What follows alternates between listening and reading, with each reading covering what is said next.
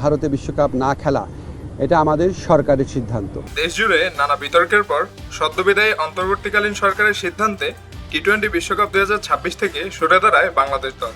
টাইগারদের অনুপস্থিতিতে শেষ মুহূর্তে সুযোগ পায় স্কটল্যান্ড, আর তাদের নিয়েই 7 ফেব্রুয়ারি পর্দা ওঠে বিশ্বকাপের আসরের।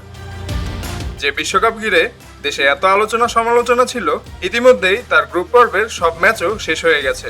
আগামীকাল 21 ফেব্রুয়ারি থেকে শুরু হচ্ছে রাউন্ড অফ 8 বা সুপার 8। সুপার 8-এ থাকবে দুটি গ্রুপ। বিশ্বকাপের আগে সম্ভাব্য সুপার 8 নিয়ে যে পূর্বাভাস ছিল, বাস্তবে সেখানে দেখা গেছে বেশ কিছু অঘটন।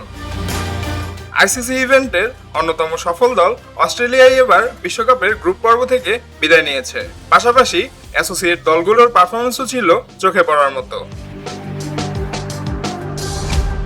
বিশ্বকাপে বাংলাদেশ খেললে তাদের অবস্থান হতো গ্রুপ সিতে। ড্র অনুযায়ী এই গ্রুপেই ছিল টাইগারদের নাম, যেখানে শেষ মুহূর্তে তাদের পরিবর্তে যোগ দেয় স্কটল্যান্ড। আইসিসির ডাকে দ্রুত সাড়া দিয়েই আসরে অংশ নেয় তারা। গ্রুপ সি থেকে সুপার 8-এ জায়গা করে নিয়েছে ওয়েস্ট ইন্ডিজ ও ইংল্যান্ড। নিজেদের 4 ম্যাচের 4টিতেই জিতে দাপটের সঙ্গে গ্রুপ সেরা হয়েছে ওয়েস্ট ইন্ডিজ। অন্যদিকে ওয়েস্ট ইন্ডিজের কাছে হেরে বাকি ম্যাচগুলো জিতে রানার আপ হয়ে পরের রাউন্ডে উঠেছে ইংল্যান্ড।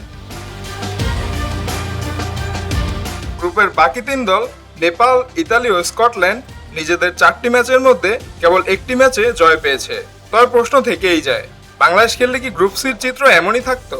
সম্ভাবনার হিসাব বলছে নেপাল ও ইতালির বিপক্ষে ফেভারিট হয়েই মাঠে নামতো টাইগাররা। বড় কোনো অঘটন না ঘটলে এই 2 ম্যাচে জয় পাওয়ার সম্ভাবনাই ছিল বেশি। ওয়েস্ট ইন্ডিজের বিপক্ষেও বাংলাদেশের পরিসংখ্যান খুব একটা একপেশে নয়। টি-20-তে 2 দলের 17 দেখায় 8টিতে জিতেছে বাংলাদেশ আর 9টিতে ওয়েস্ট ইন্ডিজ। সাম্প্রতিক পারফরমেন্স বিবেচনায়ও ক্যারিবিয়ানদের বিপক্ষে টাইগারদের অবহেলা করার সুযোগ নেই। অন্যদিকে ইংল্যান্ডের বিপক্ষে বাংলাদেশের টি-20 হেড টু হেডের রেকর্ডটা বেশ চমক জাগা নেয়া।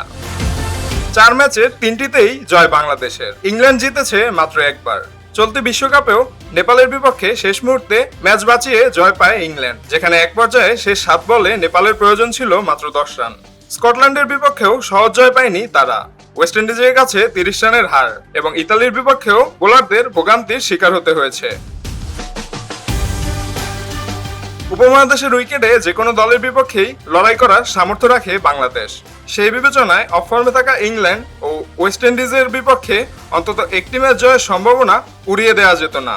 3 ম্যাচ জিতলেই হয়তো সুপার 8-এ জায়গা করে নিতে পারত টাইগাররা।